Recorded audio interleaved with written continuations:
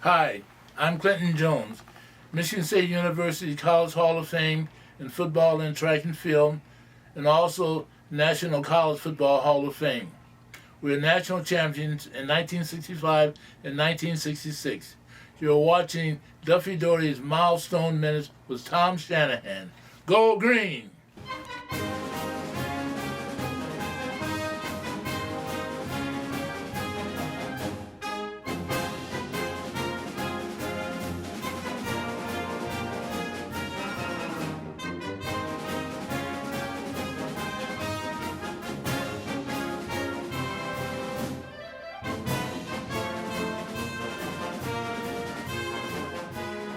This is Spartan Stadium in East Lansing, Michigan. And a capacity crowd of some 76,000 will move into the stadium in the next couple of minutes, most of them already here, as you can see, for they are coming today to watch one of the classics in collegiate football, the Fighting Irish of Notre Dame and the Spartans of Michigan State. Welcome to another episode of Duffy's Milestone Minutes. Boy, how exciting is this to have the two quarterbacks from the 1966 game of the century. Here we are 60 years later, still talking about this game. One reason is it ended in a tie, so there wasn't a winner. And another reason, though, the reasons that get overlooked, and this is kind of why I started this series on this would be part 5, about how influential the game of the century was, is it kind of validated the two platoon era because just in 1964 was the first year of two platoon football, and two of the schools and coaches who were quickest to take advantage of bigger players were Michigan State with Bubba Smith and George Webster, and then Notre Dame with Alan Page and Jim Lynch. Previous to that, in one platoon football, coaches wanted to have smaller, quicker players that could stay on the field 60 minutes. So Michigan State and Notre Dame separated themselves from college football quite a bit. And then the second thing is it's the dawning of the TV age. That's for better or worse, since TV kind of screws up conferences and things like that nowadays, and 8 o'clock start games. But it was the satellite age was finally available to TV, and it was the first time a game was broadcast live to Hawaii and then also the Vietnam troops. And then also Duffy Doherty was so far ahead of every other school on college football integration. The record TV audience of 33 million saw that black and white players could get along in the locker room, and there's no longer a need for this unwritten quota limiting black athletes to a half dozen or so. So I want to start out with a quote that I've used from both of you guys many times, writing about the 50th and now 60th anniversary. I've heard Jimmy say many times that Spartan Stadium sat 76,000. There was an overflow crowd of 80,111.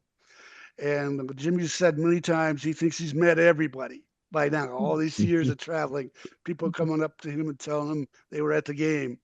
And when I relayed that to Terry, Terry said, "Tell Jimmy I've surpassed him. I'm at 200,000. It's like Woodstock." So both of you guys kind of give us a feel, because our younger audience isn't going to understand how big this game was. As back then it was only one national game of the week, and it was just so huge. Well, people don't realize that that was not a national televised game. They blacked it out, because back then you could only play 3 games in a 2-year period on national TV, and I think both teams exhausted it. So what ABC did is they blacked out North and South Dakota, so they made it a regional game. The whole country except for North and South Dakota got to see it. And that's how crazy TV was back then. But it was, I think, it was just another game. I think both teams have such great talent that you were really concerned with who was on the field when you're playing. You weren't concerned with all the hoopla that was going around. You know you had to put your game plan together. You knew you had to work hard all week long. So we really went into the game, even though it was probably bigger after the game because of the tie than it was going into the game, even though it was 1 against 2. But it was I think everybody kept a really even keel because you didn't see many mistakes in the game. There weren't any fumbles, there weren't any interceptions. It was, pretty cool. So I think both teams played extremely well. Yeah, I would echo the same sentiment. For us in East Lansing, the stadium was I think it was the largest media press handout for a game in the history of college football. Spartan Stadium had the Stabley Hilton. Fred Stabley was the SID at that time. They had what they call the Stabley Hilton, and they didn't have room enough for all the press credentials that they passed out for that game. Um, the week leading up to the game um, was a little unusual because all of the big name people came in. I remember at our practice, Bud Wilkerson and Chris Schenkel came on the practice field, was introduced to the squad. They were going to do the broadcast of the game. And it was a game we were really looking forward to because we didn't have, at that time, the Big Ten Conference had exclusive rights to the Rose Bowl, and they had a no repeat rule. So we won the Big Ten championship in '65, went to the Rose Bowl, won the Big Ten championship in '66, but couldn't go back to the Rose Bowl and couldn't go to any other bowl game. So it was from that standpoint, the game carried great significance to us because the only thing we could play for was the national championship. We couldn't play for a bowl game. Yeah, And and another that's another ridiculous rule. It couldn't repeat to go to the Rose Bowl. Come on. Yeah, That must have started the give a trophy to everybody. yeah, that must have been the participation award deal. Exactly. yeah. And the other reason this game still stands out, still takes on a bigger stature. Terry Hanratty, of course, went into the College Football Hall of Fame in December. Congratulations, Terry. Congratulations. Thanks, Yeah. Jerry. Congratulations, Terry. Thank And I you. did a little research on this. That makes him the ninth figure from Michigan State and Notre Dame in the College Football Hall of Fame. You have Bubba Smith, George Webster, Clinton Jones, Gene Washington, and Michigan State coach Duffy Doherty. And from Notre Dame, you have Terry, Alan Page, Jim Lynch, and Notre Dame coach Eric Parsegian. And I went through some of the other so-called games of the century. And the 1971 game of the century with Nebraska and Oklahoma, they only have 5 figures in the Hall of Fame. Now, the 1946 Army Notre Dame game technically has more than 9, but that was from players were returning from World War II. So there were some guys that were on the roster in 1946, but they didn't really become All-Americans and make their impact until 47, 48, and 49. So that's another reason this game stands out. And another stats on that, um, Terry has said this before, it's the two most talented teams to play each other. Yeah, you had 7 first-round draft picks. Notre Dame's Jim Lynch was the Maxwell Award winner, which is the other Heisman Trophy. And in the top 10 voting, Nick Eddy, Notre Dame, was 3rd. Clinton Jones, Michigan State, was 6th. Terry Hanratty was 8th.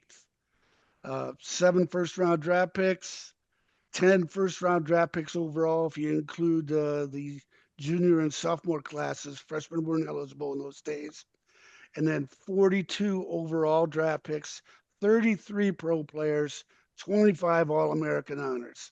I don't think any other game can match that roster. You really can't. And I'll go to my death saying those are the 2 best teams ever to play each other. And you may have a better team here or there who played not such a great team. But if you look at especially the talent, my thing is how many guys went and played in the pros. And it was those 2 teams was flooded. And back then, there weren't as many pro teams.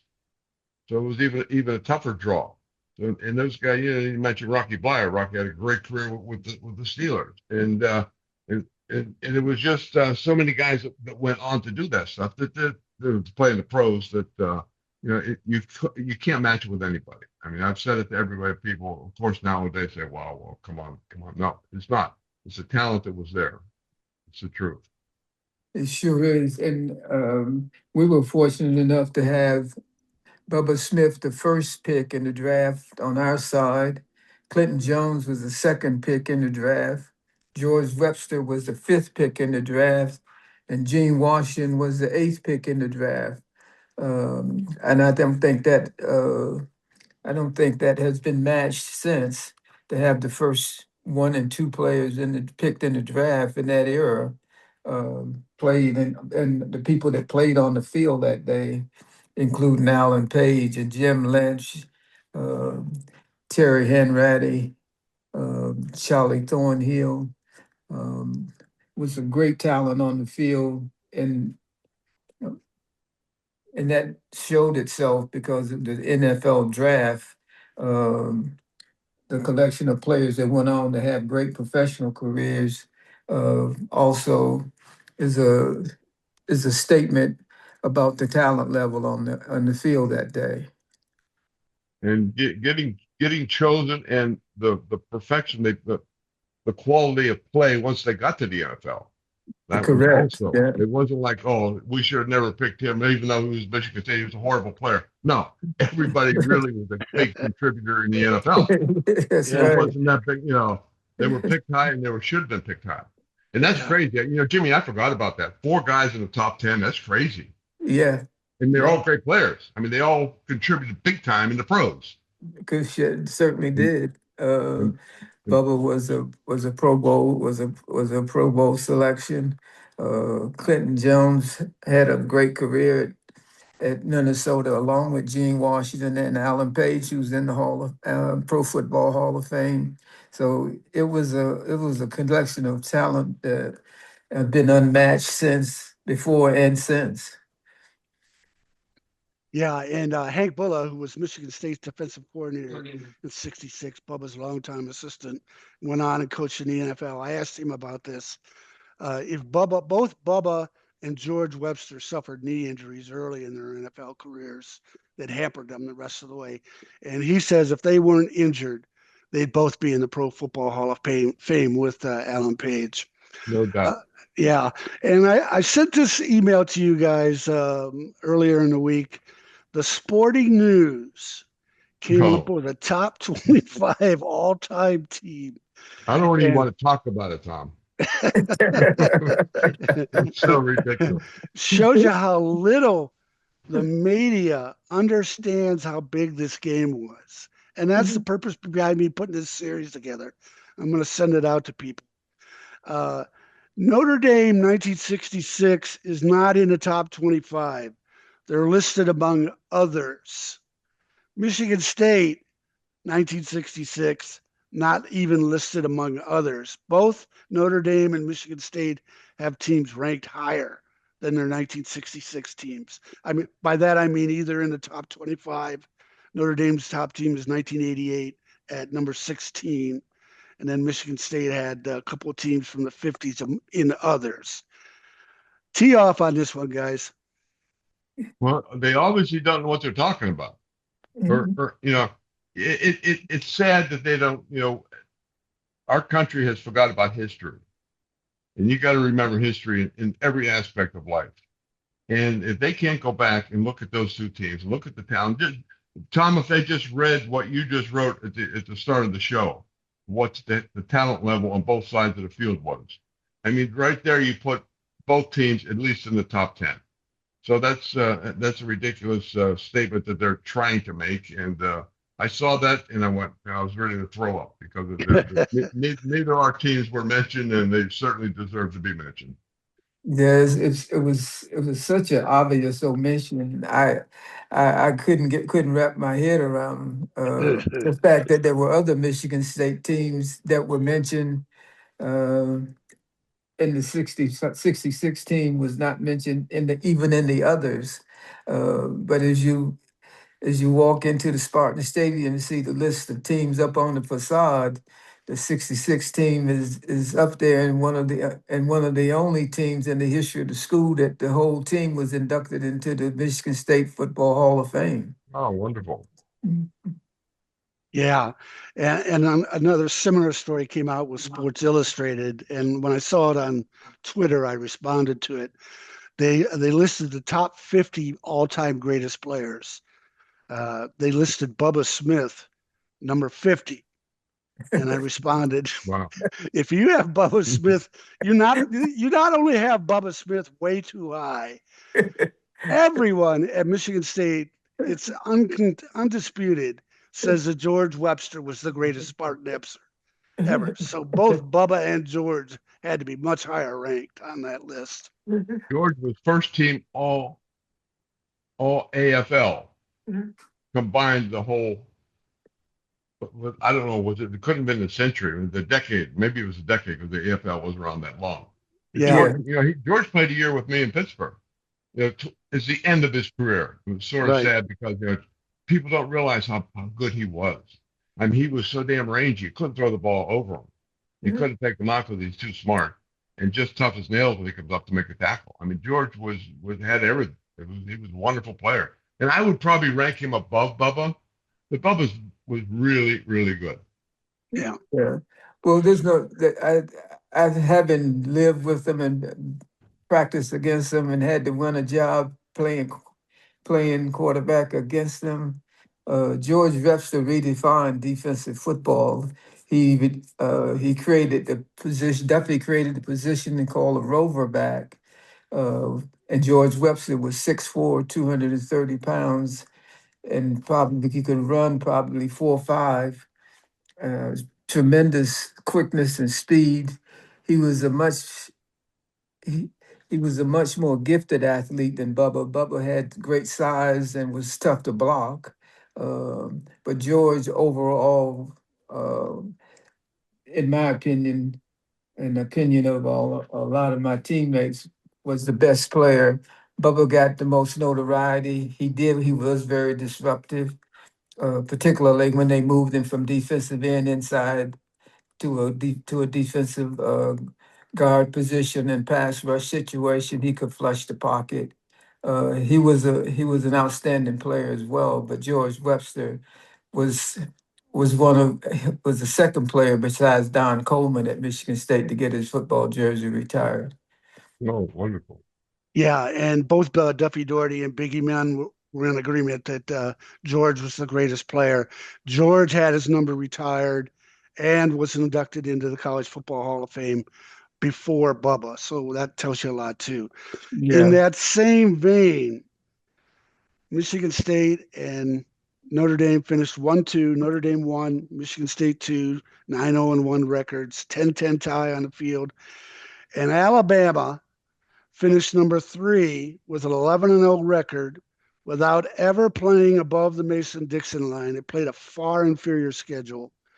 And Alabama coach Bear Bryant got his fans crying reverse racism. That's because of George Wallace. They won't vote for Alabama. Never forgetting that Alabama had a share of the 64 title. And the only reason they got a share of the 65 title was because the AP experimented with voting, waiting until after the bowl games. And so Michigan State was upset by UCLA and Alabama won. But I always ask this question if anybody tries to bring that up with me. Alabama's All-American offensive tackle was Cecil Dowdy, 6'1", 202. Terry, who was going to block Alan Page? Not Jim him. Lynch. Not him. Certainly not Cecil Dowdy. We went down to Oklahoma in '66 to play in Norman, and they didn't like Catholics down there. It was a hostile crowd, and we beat them 38-0 in their own home. You couldn't hear yourself think. They were throwing stuff from the stands at us. They'd wrap up ice in a paper cup and throw it at you. It was a miserable day until that fourth quarter when they looked up and it was 38-0. And it was very quiet in the stadium. They had a defensive tackle, Granville Liggins, who was really quick off the ball. We had him out in the first quarter. Because we had George Gedeke, who's 250 at center, and we had Dick Swatland, about the same size of guard. Boom, boom, and Yeah. Granville was out of it. And the thing, a lot of times when they played the old Nebraska teams, the Southern teams, the quick off the ball used to get them. But what I think Notre Dame and Michigan State had that year, we not only had the size, we had the speed. We had big That's guys that true. could run.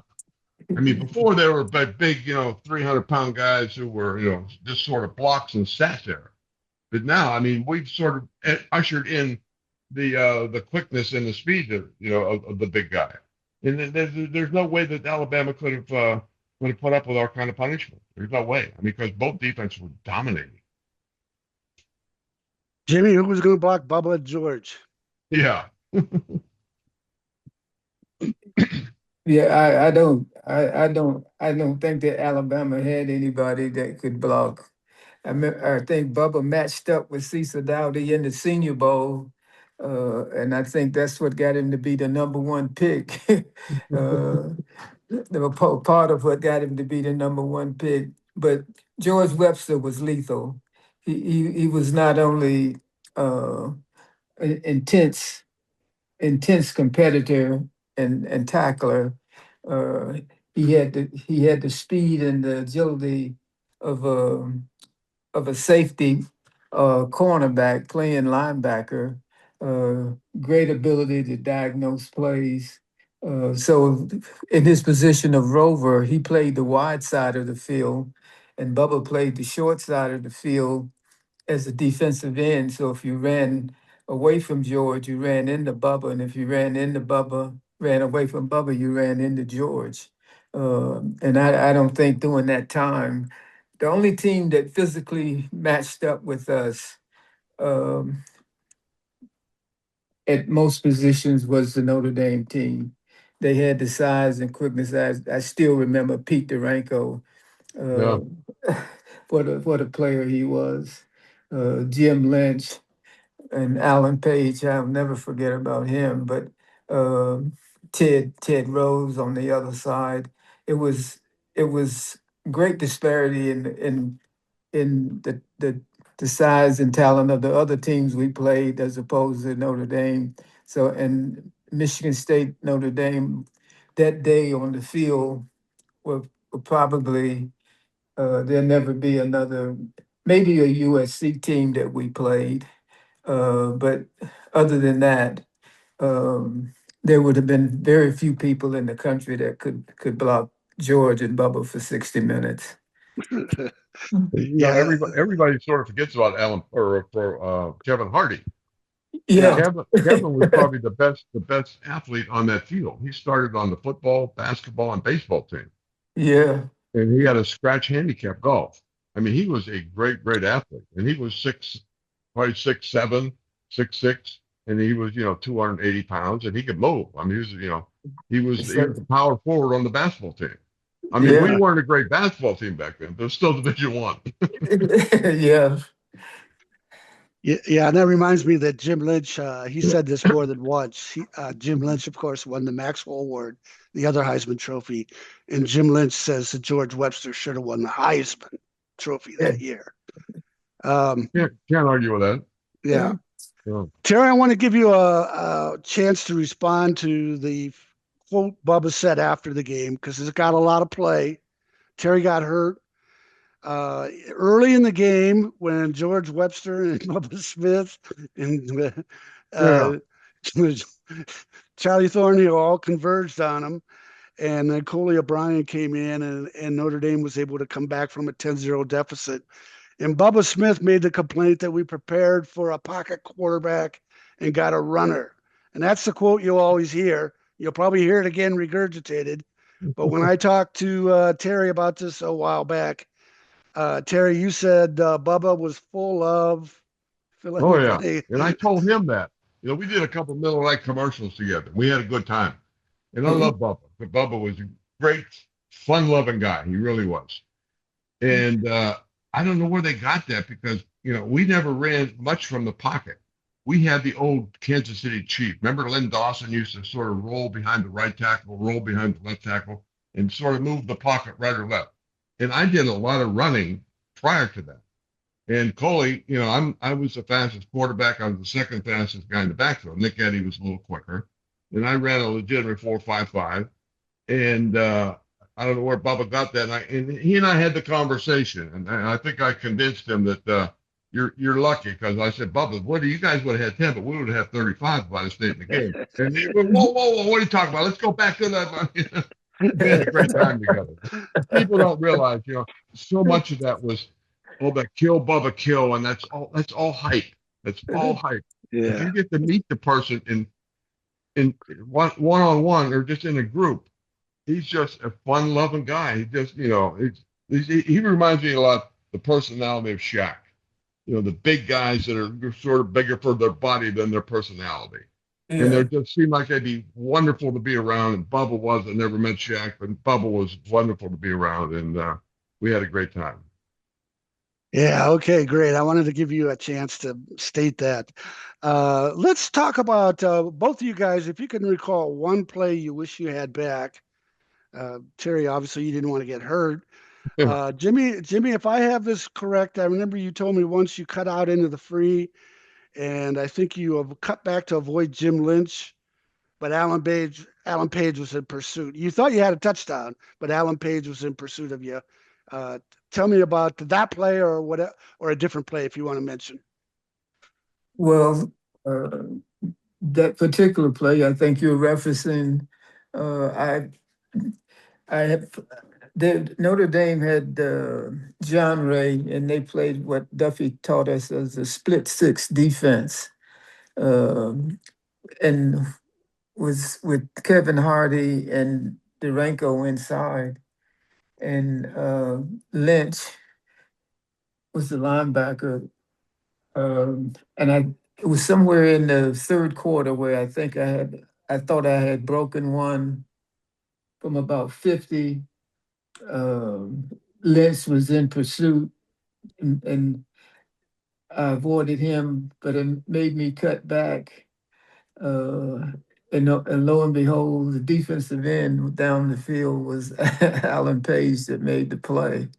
And I thought, wow, if only he had taken off that play or stayed behind and not pursued, it would have been a different story. I think I would have scored. But they had a great safety named Tom Shane, a free safety.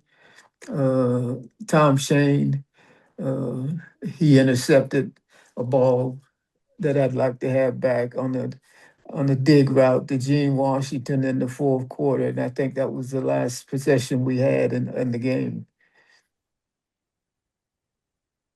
Gary. Well, the play that Bubba got me was really interesting because, Eric called that play from the sideline. And we had a really intricate system with our card that Eric called all the plays from the sideline. And it was really something. It was all put together, whatnot.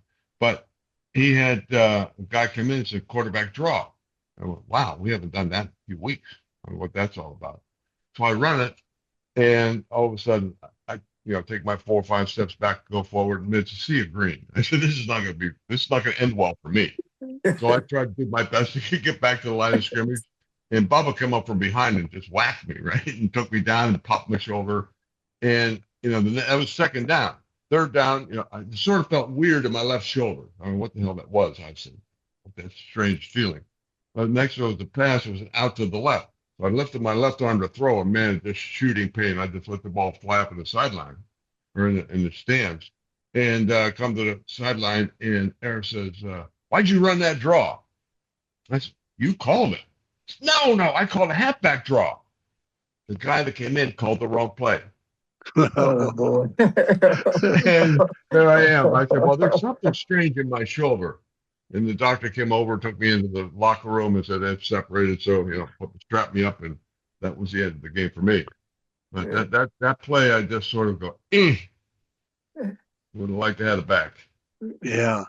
Well, another reason I'm excited to have both of you guys on is we have 2 quarterbacks who have great respect for Duffy Doherty, who all my effort is getting Duffy's proper place in history because college football lore has not done him justice. And one of the great stories you told me, Terry, was about Michigan State being your second choice and dreading at first having to call Duffy. Well, I was almost signed, sealed, delivered to Michigan State. I went up there. Duffy's from Pennsylvania, where I'm from, and we had a lot of camaraderie there. And the coaching staff were great. Cal Stoll and you had mentioned earlier, Bullock, Hank Bullock was there. A bunch of guys who were really good people. And I get a call from John Ray, who's the defense coordinator for Notre Dame. He said, "Eric's going to be in Pittsburgh. Can you drive down, which is 30 miles from my hometown? I'd love to go down and have lunch with him." We went down, we spent about 2 hours together, and I came home. I told my mother, I said, "Mom, I'm going to Notre Dame. I just met the man I want to spend the next 4 years with." She said, "Well, what about Michigan State?" Because she thought I was going to Michigan State also. Well, then lo and behold, I was 17 at the time. I'm going, "Oh man, I got to call Duffy up and say, what am I going to say? This is going to be a horrible conversation." Got him on the phone, told him everything. He spent the next 20 minutes telling me what a great coach Aaron is, what a great school Notre Dame was, and he went on and on and on. And he said, "But we're going to try to beat the hell out of you now." I said, "Coach, I expect that. I really do. And to this day, I will root for Michigan State because of Duffy on any sport known to man except when they're playing Notre Dame. Yeah. I'm a Spartan. And I'll tell you what, watch the Spartans this year. They got himself a coach, and he brought in 40 guys, and he's going to turn that team around. Believe me, they are going to be very good this year. Okay. And yeah, I'm a fifth grader, all excited in Big Rapids, Michigan. And with those 65 and 66 teams, when we moved from Cleveland to Big Rapids, I was immediately a Michigan State fan, never a Michigan fan. And I was smart enough Who? to know. What team did you just mention? Never heard of them. Yeah, that's the other good thing. Terry always roots for Michigan State against Michigan. But anyways, I always knew there was something different about the Michigan State teams with so many black players, and in particular, black quarterback. And that eventually was my motivation for writing these books after my sports writing career. And Jimmy, of course, you talk with great respect about how Duffy gave you a chance because there were no black quarterbacks back in those days. Yeah, uh, my association of recruitment to Michigan State was, there were no film in during that era when I was in high school, and I played in a segregated conference, got a lot of notoriety in the South, uh, but the two leagues were separated, and my f- my first my first thought of Michigan State was when I played in the East West Shrine game. It was a Black All Star game in Durham, North Carolina. All the best black players in the East played against the best black players in the West, and Cal Stoll, who was an assistant at Michigan State, had heard about me through Earl Edwards, who was the head coach at North Carolina State and a former Duffy Daugherty assistant. And so Cal Stoll came down to see me, and I won the Most Valuable Player award in that game. And then I was um, talked to Duffy Daugherty on the phone for the first time um, early November, and they were in the hunt for the Big Ten championship, and I was supposed to go there to visit that last week in November, the 23rd of November, my senior year, and the president got killed, John F. Kennedy, and so they canceled the game and canceled my trip was canceled to go up there. But I went later. Um, Duffy Duffy came to North Carolina, uh, and told my mom uh, that I would get a good education and play football. And my mom asked him as had only one question to ask him, besides my getting an education, was would I be allowed to be a quarterback, or would I be allowed to play quarterback? And his answer was kind of loaded, but it was good enough for me. He said he'll be a quarterback until he thinks he's not a quarterback. And Good. that was kind of a Hans Brinker answer, but it was enough to convince me to to go. Uh, and I would imagine in '64, uh, when I when I when I went there to visit, was when I met um George and Bubba and Charlie Thornhill and Jimmy Summers and Ernie Pasteur and all of the guys that were from the South, Gene Washington. I met all of those guys there because before that trip, I went to Minnesota with Charlie Sanders, who we played against each other all the way through high school. And Charlie, I wanted to go to Minnesota because of Sandy Stevens. Right. And I got to Minnesota, and Charlie's cousin was playing basketball for the University of Minnesota. He was from Greensboro Dudley High School. His name was Lou Hudson, and he and Charlie were cousins. So I thought Minnesota was where I was going to end up because of Mary Womack, and he had shown he would play a black quarterback. Sandy was the first black All-American quarterback, was a great player, and I idolized him. And but then uh, on the way back, um, Charlie said, "Are you going to sign?" We were on Eastern Airline. It's no longer in existence. And we flew back into North Carolina, into Raleigh, Durham, and I went home. And Duffy called again, and I went to Michigan State following that, and that's when I met all of the guys that were there, and then subsequently his visit in my hometown of about 55,000 people.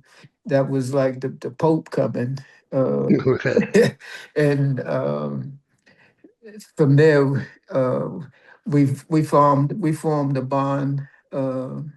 And he used to call me that hot shot Jimmy Ray.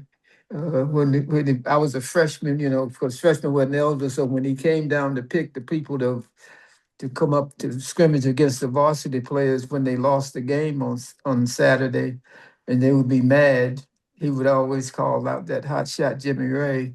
Um, I would go up to practice against the scrimmage against the varsity, which was good for me, uh, because it gave me a chance to shine, uh, and from there I went into spring ball my freshman year and won the most valuable player of the spring game.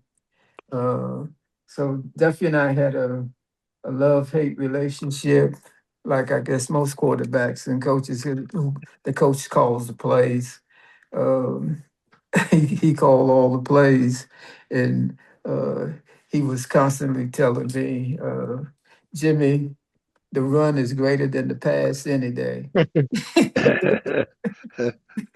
so but we had a great bond, a great relationship, and it endured. And he convinced me. He started my career as a coach that lasted some 45 years. But Duffy was the one that gave me the opportunity to play quarterback in an era where I was the only black quarterback at a major university in the country, at a Division I school in the country during the time that I played. And then I was the second black assistant coach at Michigan State, along with Sherman Lewis, a great All-American halfback. Uh, that may he rest in peace, that passed away a couple of months ago. We've had too many of those lately. Say, I'm afraid to answer the phone anymore. All of our friends and teammates. And passing on it there. You're right, Terry. Crazy. Yeah. I want to back up a little bit. I meant to mention this earlier, talking about Terry calling Duffy Doherty and dreading the call. When Woody Hayes called Clinton Jones, Terry, and asked him about his college commitment, if he's going to come to Ohio State, Clinton Jones told him, "Well, I'm already committed to Michigan State." Woody Hayes, he's still in high school, he's still a teenage kid. Woody Hayes proceeded to cuss him out on the phone. Oh, I believe that. When he came to my house, and we didn't have anything growing up, and we have Italian family mostly, and except my father's Irish, my mother's Italian, and so we had these to protect or to make bad furniture look good. They put a sheet over, right? From that decorative sheet, that very cheap. What he sat on that seat was about 3 inches from the ground. His ass is almost on the ground, right? And my mother, he drank a bowl of grapes, and he never talked to me. Talked directly to my mother. But it's always a house at university, formality, right? Then after it's all over, he leaves the house, and my mother said, "Mom," he said, "Terry says, Woody Hayes, Coach Hayes is a great coach, very nice man, very nice man." I said, "Mom, he throws the ball maybe twice a game if he has to. No way we're going that one." You saw him when he punched the guy in the face there. Yeah. Whoa. Yeah. Well, I want to go backwards also. I'm glad you mentioned this, Terry. Michigan State and Notre Dame, of course, played annually for years and years. Conference realignment ended the annual series, but Michigan State and Notre Dame both have such great respect for this 1966 game of the century that Notre Dame added Michigan State to the schedule in 2016 for the 50th anniversary, and then a return game at Spartan Stadium in 2017. And then they're doing the same this year, 2026 at Notre Dame, and then next year, 2027 at Spartan Stadium. But we have two new coaches at both schools that have never been involved in this rivalry. Pat Fitzgerald, Michigan State's new coaches from Northwestern, and then Marcus Freeman is Notre Dame's. What is he?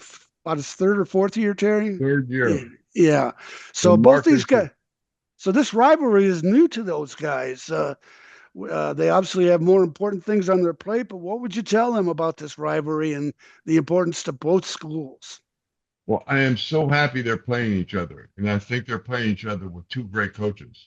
And I can speak for Marcus because I know him, I've met him, and I've seen him coach, and I've seen what the players think of him and what he's done. And he's done something at Notre Dame that hasn't been done in an awful long time, and that's brought depth. We have, if our center goes down, we got a really good guy to put in. If our left tackle goes down, we got a defensive back goes down. We have a lot of depth on that team. And I think they're going to be really good. And that's all Marcus. And the thing is, what used to kill me is everybody used to say, well, Notre Dame's academics are so high that they can't get the players in. And I said, that's the biggest lie. That's a person who is lazy, that's using that for an excuse. Because you can go to every school, every Division I school in the country, there's 15 players that can academically qualify to come to Notre Dame. And you just got to go out and you got to sell them. It's a lot of work. And Marcus is tireless. He's young, so he's tireless, and he has done it. And he's put a great coaching staff together. And these guys, they have a machine now in recruiting. They're getting really 4 or 5 stars, every time you turn around. So I think it's going to be great. And I think Fitzgerald, because I watched him at Northwestern, and he was wonderful there. Northwestern is not a good football team. Before he played there, and they were probably the best they had. But when he came to coach, they were not good. So he brought that team around, and he took, so he got hit on the chin there at the end at Northwestern, which wasn't real fair. And I think Michigan State's going to be the surprise of college football this year. And when I was out there, I told Mike Denbrock's a good friend of mine, the offensive coordinator. I said, Mike, better watch out for Michigan State, because that's going to be the surprise team. They got a great coach. They brought in 40 kids from the. Nowadays you don't have to spend 4 years down on your program. Boom, you can go out and buy a team. And everybody's doing it. They're bringing in 40 guys every year, all these schools. So you never know who you're going to play. And you never know how they have preseason ranking. How do you know? They got 40 new guys on the team. How do you know how they're going to mesh, how they're going to play? They could have, personality problems, whatever. And you just you got to and you'll see Michigan State this year. That's my pick of the year for a surprise. Yeah, Yeah, well, go ahead, Jimmy. I had the pleasure of meeting Pat Fitzgerald this summer up at the Celebration of Life for Sherman Lewis, and a real intense guy, which he was as a player. He was a linebacker. I think he was a Maxwell Award winner at Notre Yeah, Dame. I mean, at Northwestern. And it's an interesting parallel because Zara started at Northwestern and went to Notre Dame, and Yeah, so Fitzgerald will have some because he was in the Big Ten, played in the Big Ten, uh, and played at Northwestern. I think he'll have um some semblance of the rivalry between Notre Dame and Michigan State, and I expect that because of his pedigree and his defensive mentality, I know one thing: there'll be a disciplined, tough football team, and I would anticipate that he'll he'll ca- he'll capitalize on the rivalry between Michigan State and Notre Dame and have some feeling of about the history between those two teams. And I expect that they'll do. I think they'll do really well. yeah. And the one thing I want to say about those teams playing annually was one of the top rivalries in college football. When I wrote my second book, The Right Thing to Do, and I wanted to have an extensive chapter about Dan Devine from Duffy Daugherty's coaching tree and what he did at Notre Dame. And one of his recruits was Vegas Ferguson, All American. He also played on the 1977 Notre Dame national title team. And Mhm. Vegas told me when Michigan State came up on the schedule, we knew we were going to be sore on Sunday and Monday. yeah, no doubt there. Okay. There's talk, Terry, about finally getting a statue for Duffy on our campus. It's been an egregious oversight for years, but I've contended that anything on Duffy should also include the game of the century, 1966, and mention of the Notre Dame players. I think they're tied together like that. If I could get comments from you two guys on the 60th on having been participants in the game and now the 60th anniversary. Well, I think that what Duffy should really be thought of as being a great salesman, because he could tell all those guys from Texas that it didn't rain or it didn't snow in Michigan. He got them all up there. That's what turned everything around right there. But it's no, I don't. I got to disagree with you, Tom. I think that should be or a statue that sits on its own. Duffy is too big for have anybody around him. You just let him sit up there, and he deserves. Well, I'm shocked that he's not already because they put up too many statues too quick around the world, and he should have been up there a long time ago. I'm really surprised. Yeah, his assistants that went on to head coaches Bill Yeoman at Houston, Devine at Notre Dame, Bob Devaney at Nebraska. They all have statues. and Yeah, and I asked Bill Yeoman what would his dad, because Bill Yeoman Sr. loved Duffy. And I asked Bill Yeoman Jr. what would his dad think about Duffy and no statue, and he said he'd be embarrassed for him. Yeah. Jimmy, your final comments.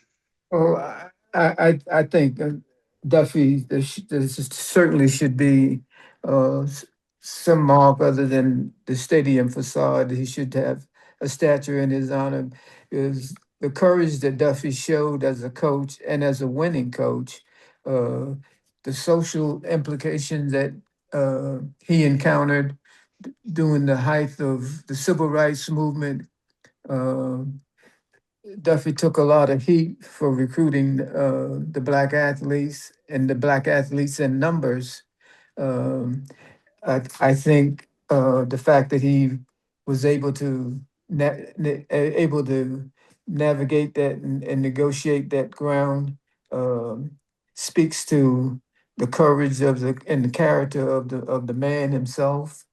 and in the integration of college football. He was the first guy to have a fully integrated football team, offense and defense in the two platoon system, as you mentioned before, and a black quarterback, and back to back Big Ten and national championships. To go along with his previous national championship and Rose Bowl victories. He certainly is deserving, uh, not only as a football coach, but what he stood for in college football and and Michigan State. Okay. Well, it was a great honor to have you guys together. Hopefully, enough people will listen to this to realize that Michigan State and Notre Dame belong in the top 25 all-time teams, maybe 1, 2 they should be. And that there's a guy named George Webster that's better than all 50 of their players. Well, I should say all 50, but many of the 50 all-time great players. So thanks for watching. Spread this to as many people as you can.